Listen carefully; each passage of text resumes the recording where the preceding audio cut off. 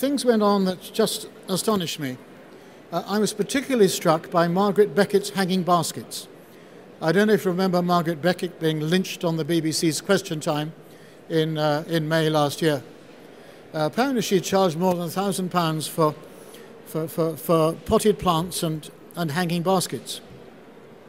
And I remember in my last summer as an MP, it was the millennium summer of 2000, going to a village fair in Mere near Knutsford and buying a hanging basket for £15. And it was a wonderful hanging basket. It hung outside my little cottage, a very moderate rent for the entire summer. And when I was away, it was watered by a very kind man from across the road who had family ties to Neil Hamilton. So it was thus a cross-party hanging basket. Its blooms were all the colours of the political rainbow. But it never really occurred to me that I could have charged for it. And I think we've seen in the last year a loss of trust in two institutions which depend on trust. One is the banking system, and the other is our representative democracy. And when that goes, MPs, you see, sign on to the 7 principles of public life, one of which is leadership, another is honesty. And then we find they've been doing what they've been doing. Well, I think we may be in for a bit of a popular rebellion. I'm not sure. But I think the two most disgraceful episodes in our public life in our last 10 years were the dismissal of Elizabeth Filkin and the hounding to death of an honest man, Dr. David Kelly. Now, at this point, I had something of an issue, as they say, with my publishers. The book, which I'm not promoting, is actually called A Very British Revolution, which it is. But the title I wanted to give it, I thought was much better. I wanted to call it Swindler's List. And because they didn't let me do that, I'm nearly done with my poems, but this one I put on the inside page. It's called Swindler's List.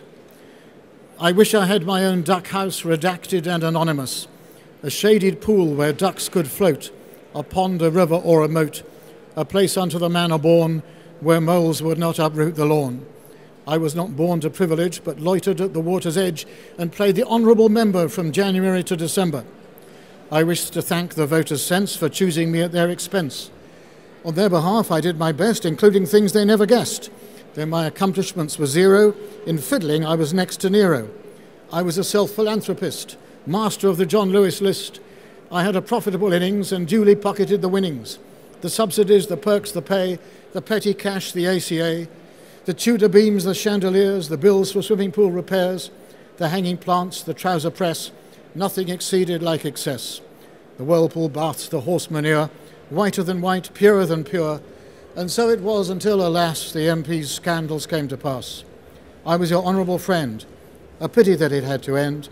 And then, to avoid the sneers of Mr. Paxman, I wrote a cheque and sent it to the taxman. Well, it's all past. But here in the present, I notice we're living with a remarkable study in the contrast, and I'm going back to the soldering here, between the way we have been treating our politicians, or more accurately, the way in which they have treated themselves, and the way in which we have been and are treating our soldiers. There were two big rolling news stories last summer. One was the unfolding saga of the MP's scandalous expenses, and the other was the rising tide of casualties from Operation Panther's Claw in Afghanistan.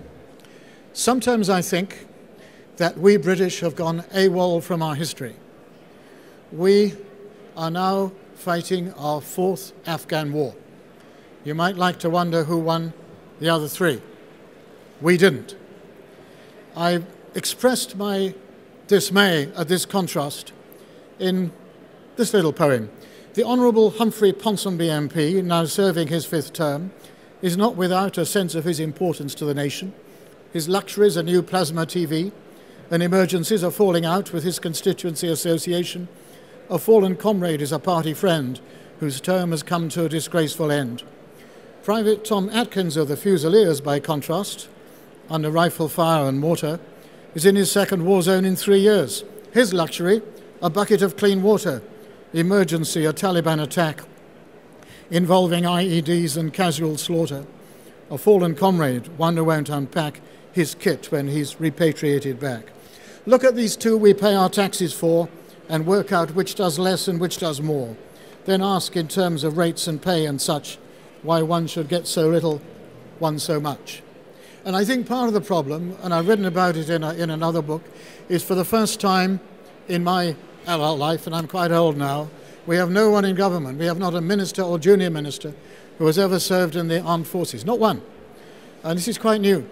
I remember when Lord Carrington was Defence Secretary, it was in Ted Heath's government, he told me that every single member of the cabinet had served in the Second World War, with the exception of the Education Secretary, Margaret Thatcher. And it was said of her she would have made an extremely effective machine gunner. But it's different now. We are a civilian society asking our soldiers to do things that they would have had to do many years ago, but in extremely adverse circumstances. And I'm now going to quote from a poet who's even a worse poet than I was.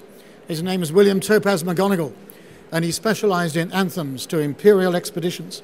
And he wrote one about our second Afghan war in 1878, which is remarkably similar in force levels, outcomes, efforts to what's going on today.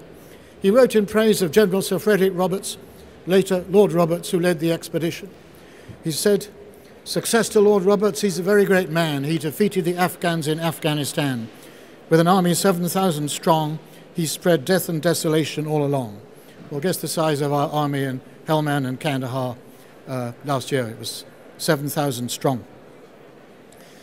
The next thing I want to point out to you is and I think it applies in business as well. You know, if New York catches cold, we can get influenza over here. Everything's interconnected. The effect of the 9/11 attacks on all your businesses, everybody felt it.